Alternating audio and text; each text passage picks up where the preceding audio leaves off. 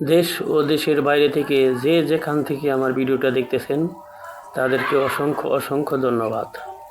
তো এখন শীতকাল, ভালোই শীত পড়ছে, কিন্তু আজকে দেখা গেছে রোদ উঠছে দেখা যায়।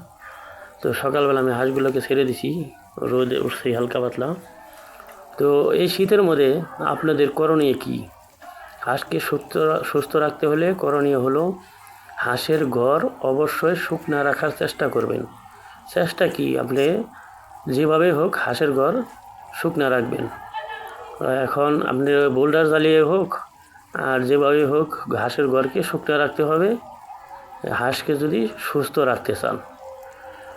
তো সবাই জিনিসটা চেষ্টা করবেন হাঁসের ঘরকে শুকনা রাখার জন্য।